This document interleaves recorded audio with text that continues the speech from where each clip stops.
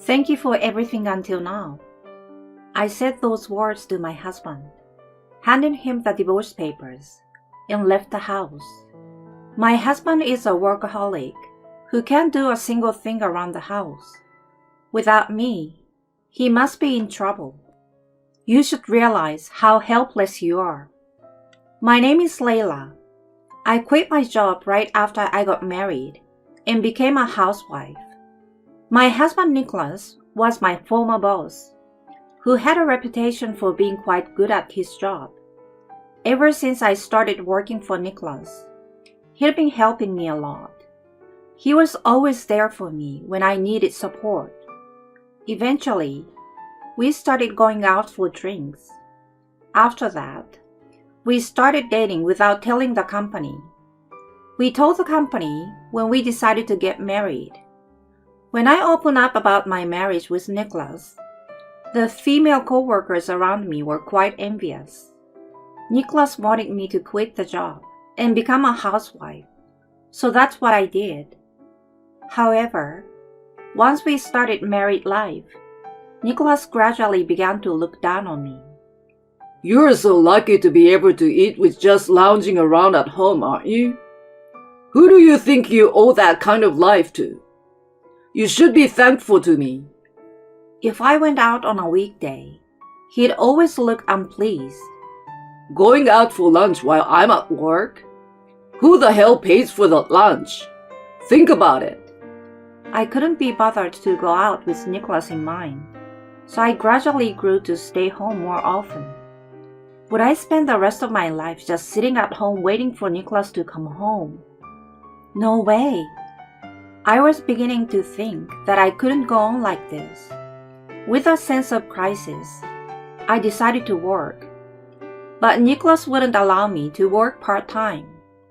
You're going to work? You're not happy with my salary? It's not that. I was desperate to clear up his misunderstanding. It just feels so suffocating to stay home all the time. You just want to work to take a break from staying at home. Don't you think you are taking the world too lightly? He accused me like that. But if I backed down now, nothing would change. I tried my best to persuade Nicholas. Finally, after all my hard work, Nicholas agreed for me to work part-time, on the condition that I would not cut any corners in the housework. I was nervous about working outside the home for the first time in a long time. But it was a refreshing feeling for me since I had always stayed inside the house. I tried my best to do the housework after my part-time job, so Nicholas would not complain. I was exhausted at first, but gradually, I found a pace that was right for me. It was around that time that Nicholas' mother passed away. I told my employer the news and asked if I could take some time off until things settled down, and they graciously agreed.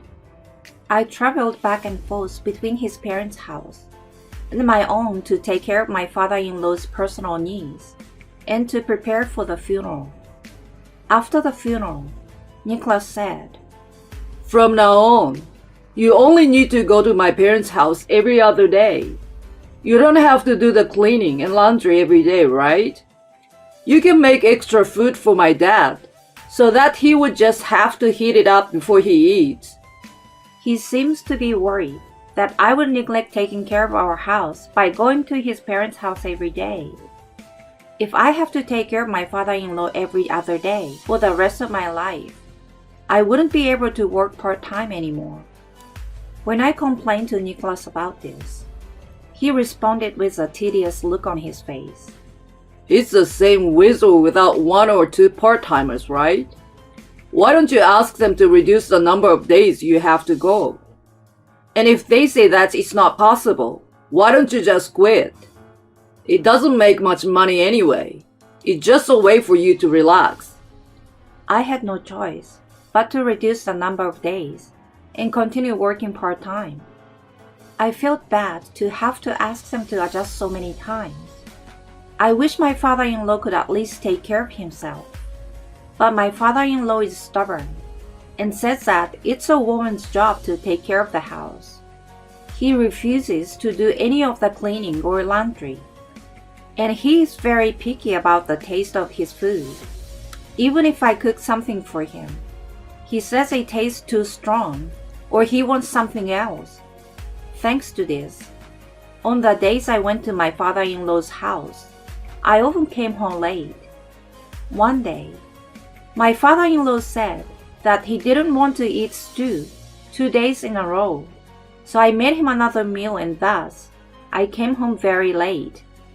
You're so late. What are you doing? Where's my food? Nicholas, who had already come home, shouted angrily. I'm sorry. Your father wanted something else to eat, so I had to make another meal again in a hurry. I will get dinner ready right away. I served the stew I brought back to him. What the hell? You promised you'd take care of the house like you've always done, right? If this happens again, I will have you quit your part-time job. Wait a minute. The reason I'm late is because I was at your father's house. This has nothing to do with my work. Shut up. You can't afford to get dinner ready because you work part-time. Don't make me wait for you after I'm tired from my work day. I didn't agree, but I knew he wouldn't listen to my arguments. I continued to sleep less to do housework, take care of my father-in-law, and work part-time. Then one day, I received a rare phone call from my mother. Layla, your father has been diagnosed with a disease, and he's going to be hospitalized. She said that my father's cancer was spread pretty badly, and that it was already beyond treatment. I wanted to come over right away, but Nicholas wouldn't take me up on it at all. What can be cured can be cured, just because you went to visit him. You've got to take care of the house. I had no choice but to leave work early to visit my father. It was 6 months later that my father took his last breath. I made arrangements for the funeral on behalf of my mother, who was too shocked to do anything, and told my husband the date of the funeral. So, you will be back by the time I get back, right? He asked me coercively. I don't want to have to wait for dinner again like I did the other night, okay? What? You're going to attend the funeral too, right? Huh? Of course I can't. It's a weekday, right? I have to work. My father passed away. Shouldn't you be able to take the day off for bereavement leave? Well, technically it's possible. But I have an important meeting. I can't take the day off that easily. Easy? When a family member dies, your priority is to send them off, right? After your mother passed away, I had to take days off in addition to bereavement leave. And even now, I have to work less, you know. Nicholas snickered when he heard those words. Don't compare your part-time job to my job. I have more responsibility than you will ever understand. I can't just take a day off like you work for fun. I persisted, and he finally relented, as if it was too much trouble to talk back. I will take a half day off if you insist. With that, Nicholas forcefully ended the conversation. I had to go to my parents' house more often to prepare for the funeral, and I had to take more days off from my part-time job. I visited my father-in-law every 3 days, and I only could do housework for our house every 3 days as well. Nicholas became even more unsatisfied. Hey, you've been slacking on the housework lately, haven't you? You haven't cleaned the house for the last 2 days. That's because... I tried desperately to explain to him. 2 days ago, I was at my parents' house from morning till night helping my mother. And yesterday I was at your father's. An excuse again? My dad's a man, so it's natural that you need to go do the housework for him. Your mother has been doing chores until now, right? What else is there to do for her? She's so shocked by what happened. that she doesn't have the energy to cook by herself. And preparing for the funeral is a burden for her to do alone. I just want to be there for her as much as possible. He told me that I was far too soft on her. Your father didn't die suddenly either. I'm sure she was prepared for it from the moment he was diagnosed. And yet, she was so shocked that she can't do anything on her own. She's so naive to not think about the future. Why are women like that? How can you?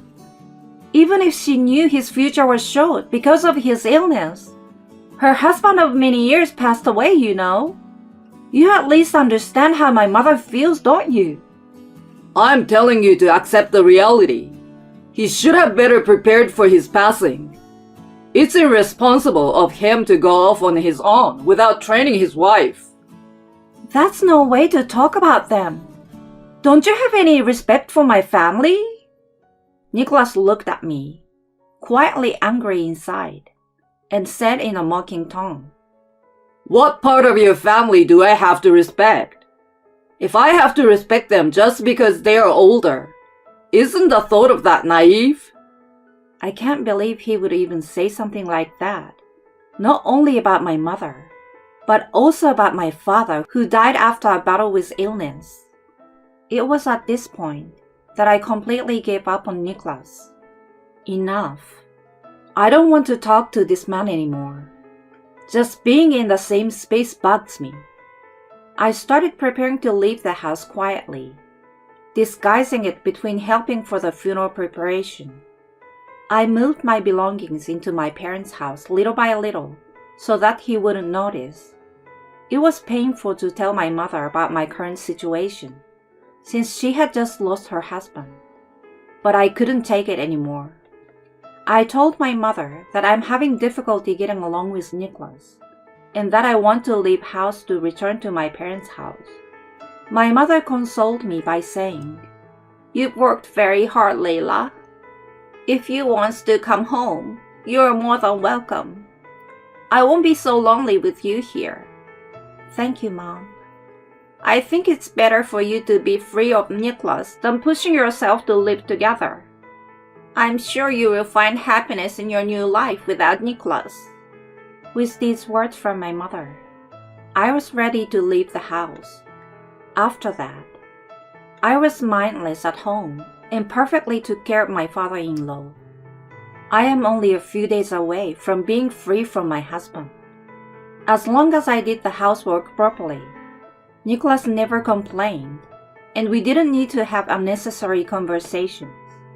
The day of the funeral, Nicholas went to work that day without even saying goodbye. So Nicholas did decide to go to work.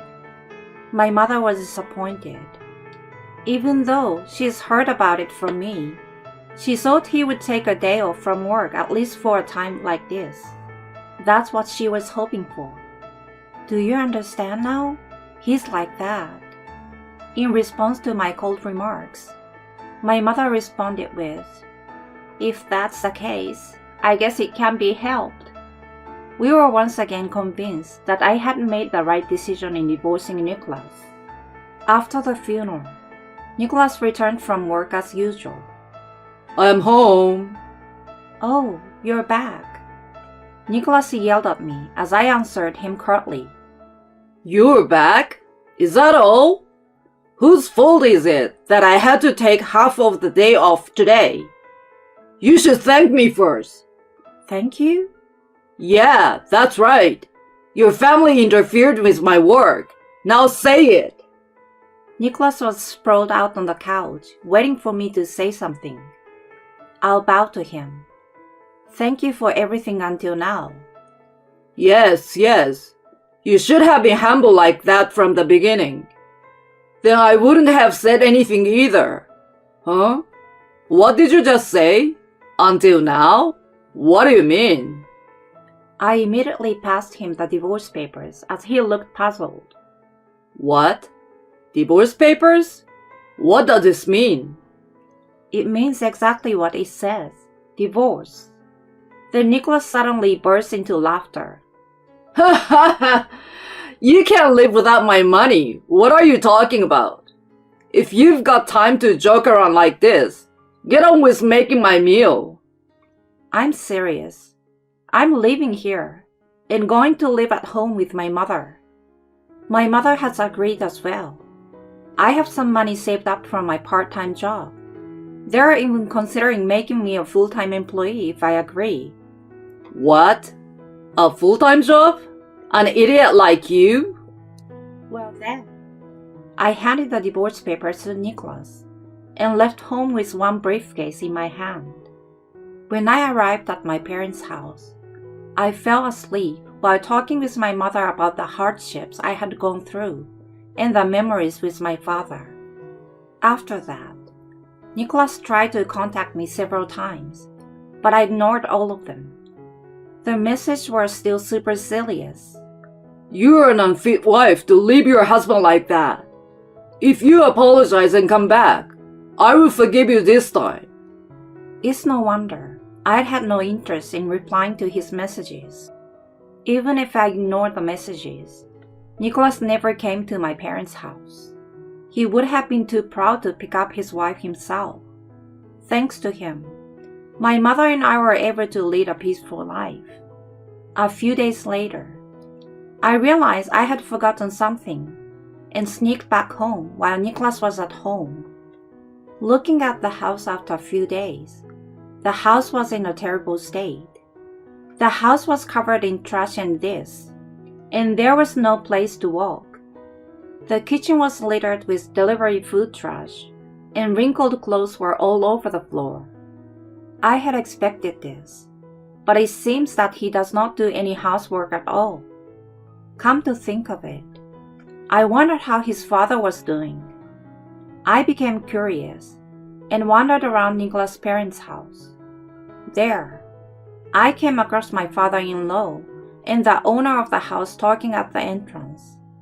Apparently, the neighbors had complained about the strange smell coming from his room, which had been turned into the garbage dump.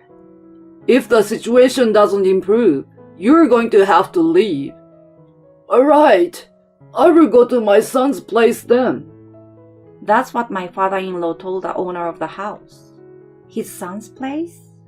Even if he goes to Nicholas' place, it's just one more man who can't take care of the housework. I think it's just adding more garbage. According to what the neighbors told me after that, he apparently packed up his stuff and went to stay with Nicholas. But Nicholas refused his father to move in and had a small fight. The neighbors were unhappy over their argument, and Nicholas had no choice but to give in. It was good that they decided to live together, but as expected, Nicholas' house was trashed and there was a strange smell in the neighborhood. Nicholas started going to work in a wrinkled, dirty shirt. His reputation among the people around him has been declining rapidly.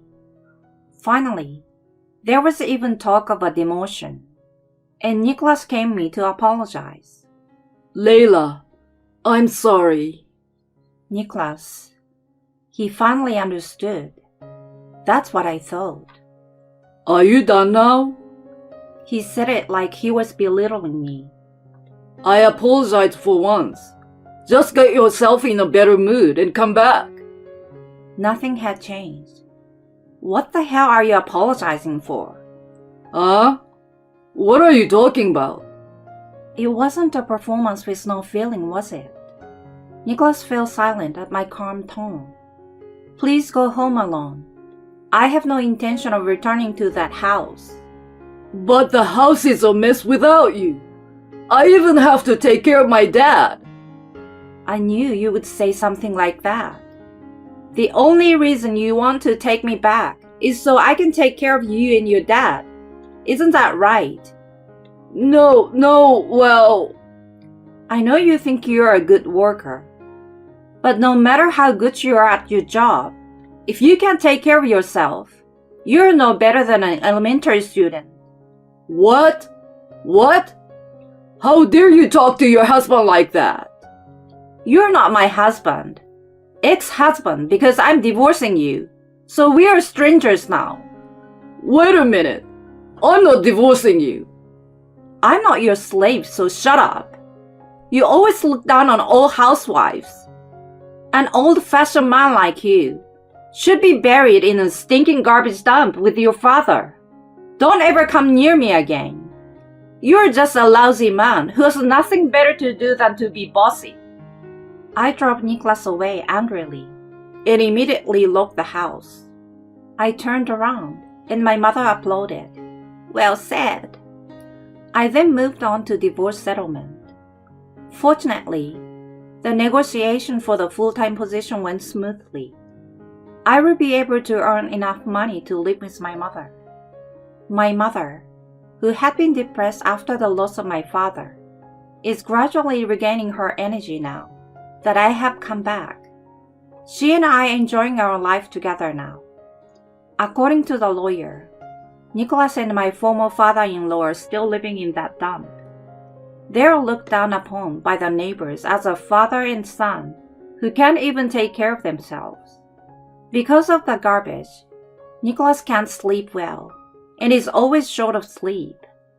As a result, he has trouble concentrating and made an unforgivable mistake at work. He was forced to resign from his job to take responsibility. Now that they can no longer afford to hire a housekeeper, they do not have a bright future ahead of them. Now I feel like a fool for trying so hard to please Nicholas. I'm very happy to have escaped from the life of putting up with so much. From now on, I will live my own life to the fullest.